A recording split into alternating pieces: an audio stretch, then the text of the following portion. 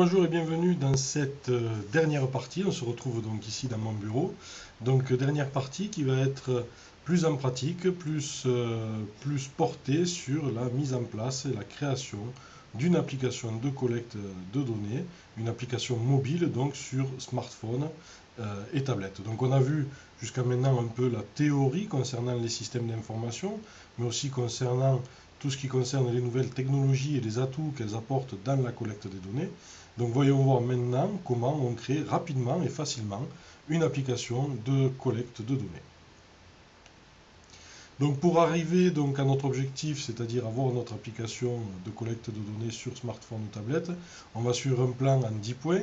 Un premier point qui va nous permettre de découvrir la fiche de collecte des données, ensuite de l'analyser, quelles sont les données, comment elles sont collectées sur la fiche. Ensuite, nous allons basculer sur l'interface de l'outil open source qui s'appelle Kobo Toolbox et qui va nous permettre donc de créer ces applications pour les smartphones.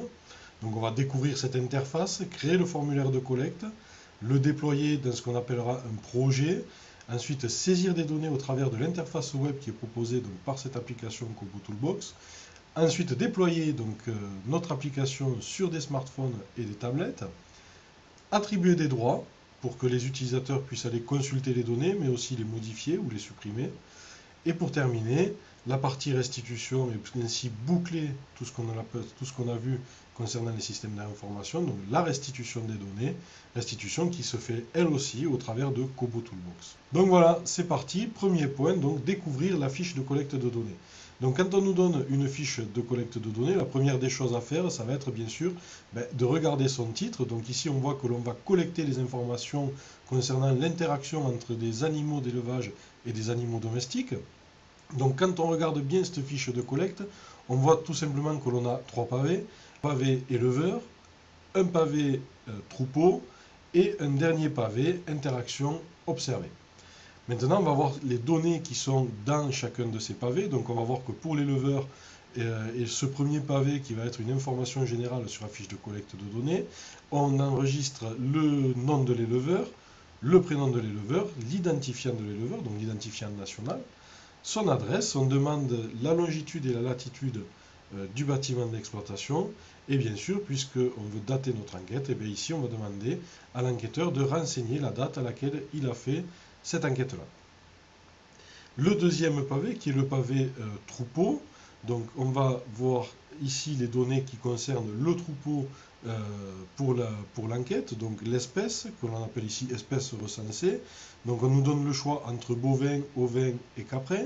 On nous dit par contre de ne choisir qu'une seule espèce. Et on nous propose aussi de choisir éventuellement une autre espèce si on est sur une exploitation où il peut y avoir des chevaux, donc une exploitation équine. Pour cette espèce qui est enquêtée, cette espèce recensée, on nous demande le nombre de mâles, le nombre de femelles et le nombre de jeunes. Le dernier pavé donc, de cette fiche d'enquête concerne les animaux domestiques avec lesquels les animaux d'élevage peuvent être en contact. Donc on voit ici qu'on nous propose plusieurs animaux, chiens, poules, canards, oies, cochons. Là encore, on nous propose de pouvoir rajouter un animal autre, tel que par exemple des lapins. Et pour chacun de ces animaux, s'ils sont présents sur l'exploitation, sur la ferme, on nous demande de définir le contact sur un pas de temps qui est égal à la journée entre ces animaux domestiques et les animaux d'élevage.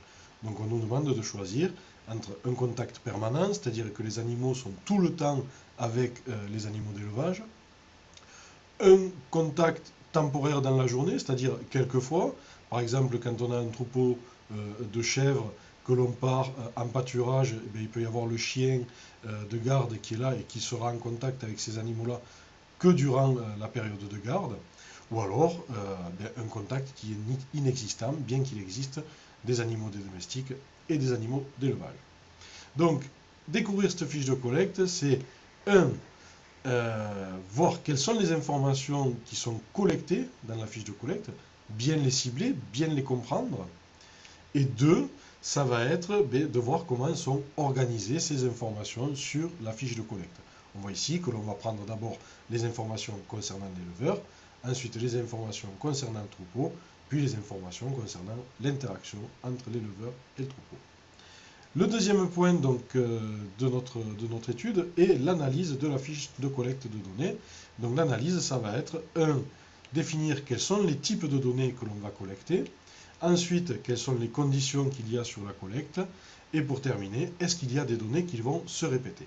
Donc quand on observe ici notre fiche de collecte de données, on voit qu'il y a des données qui sont toutes de type texte, telles que le nom de l'éleveur, le prénom, l'identifiant ou l'adresse de l'exploitation.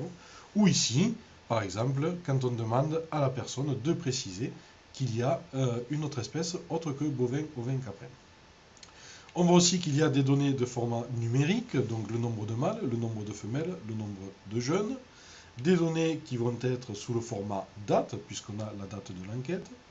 Des données un peu plus globales qui vont nous permettre de faire des choix, c'est-à-dire choisir ici une espèce ou choisir un contact entre l'espèce d'élevage et l'animal domestique. Et aussi des données qui vont être pour les données longitude et latitude, des données qui vont être les données GPS du bâtiment. On pourra aussi rajouter, et c'est important, de mettre les données qui sont obligatoires. Donc ici, on va par exemple dire que le nom de l'éleveur, son identifiant vont être obligatoires, ainsi que la date d'enquête. On peut arriver chez un éleveur et ne pas pouvoir faire notre enquête, donc on pourra renseigner seulement le premier pavé de la fiche de collecte, mais ne pas renseigner le suivant. Donc sur les autres pavés ici, on ne va pas donner de champ obligatoire. Donc voilà, donc on a vu ici ensuite les champs qui vont être des champs permettant de mettre en place des conditions, c'est-à-dire qu'ici, on voit que si on a sélectionné autre, on va demander à la personne faisant l'enquête de préciser quelle est cette autre espèce. D'accord ? Et puis ici, pour finir, on va voir les données qui vont être répétées.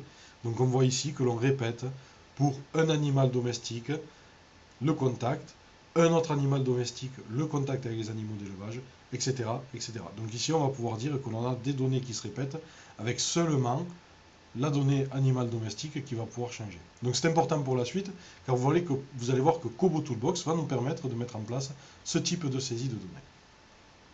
Donc on a découvert notre fiche, on a analysé notre fiche, d'accord, c'était les deux premiers points. Maintenant, pour les points 3 à 10, nous sommes obligés de quitter les slides PowerPoint et de nous rendre directement donc, sur la plateforme Kobo Toolbox. Et nous allons continuer notre étude pour mettre en place cet outil de collecte de données sur smartphone et tablette.